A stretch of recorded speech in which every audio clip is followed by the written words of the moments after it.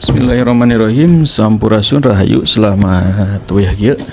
Selamat siang, sore, petang, dan malam. Kali ini kita akan membahas tentang riwayat hidup singkat Joseph Stalin dan pola pikir yang dibangunnya dalam mengembangkan Rusia pada saat itu. Stalin ini lahir di Gori, Georgia, yang pada saat itu merupakan bagian dari Kekaisaran Rusia. Ia berasal dari keluarga miskin. Ayahnya seorang tukang sepatu dan ibunya bekerja sebagai pencuci pakaian. Stalin menerima pendidikan dasar di Gori dan kemudian melanjutkan pendidikan di seminari teologi di Tiflis atau sekarang lebih dikenal dengan Tbilisi,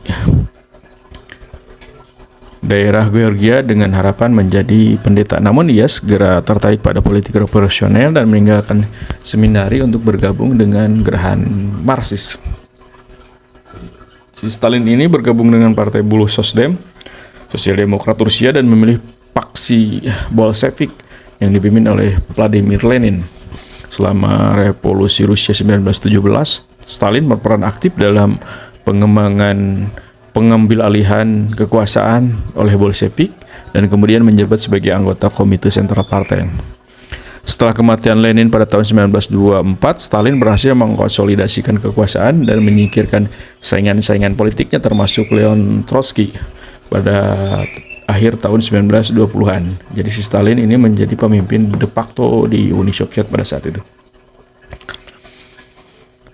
Selama masa kepemimpinannya, Stalin menerapkan serangkaian kebijakan yang dikenal dengan nama Stalinisme yang mencakup kolektivitas pertanian, industrialisasi cepat, dan pembersihan besar-besaran atau Great Purge. Apa itu kolektivisasi pertanian? Jadi Stalin ini memaksa petani untuk menyerahkan tanah mereka dan bergabung dengan kolektif pertanian negara. Jadi tanah rakyat diambil dan program pertanian pemerintah dipaksakan untuk bisa dikerjakan oleh masyarakat. Kebijakan ini bertujuan untuk meningkatkan produksi pangan tetapi menyebabkan kelaparan massal terutama di Ukraina atau Holodomor Ukraina. Yang kedua adalah industrialisasi cepat. Apa itu industrialisasi cepat? Stalin memfokuskan sumber daya negara untuk membangun industri berat dan infrastruktur, mengubah Uni Soviet menjadi negara industri maju dalam waktu singkat. Ini dilakukan melalui rencana 5 tahun yang ambisius. Dan yang ketiga adalah pembersihan besar-besaran. Pada tahun 1930-an, si Stalin melancarkan kampanye teror politik untuk menghilangkan ancaman terhadap kekuasaannya. Banyak anggota partai, militer, dan masyarakat sipil dieksekusi atau dikirim ke Gulag atau kamp kerja paksa.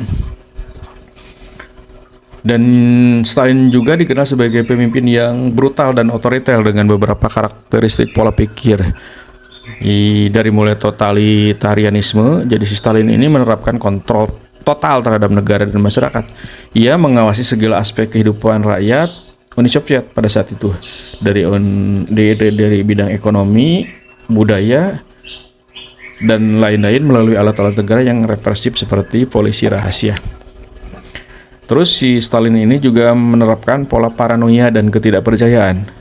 Si Stalin ini sangat curiga terhadap siapa saja yang dianggapnya sebagai ancaman terhadap kekuasaannya, termasuk teman-temannya, teman dekat, dan sekutu politik.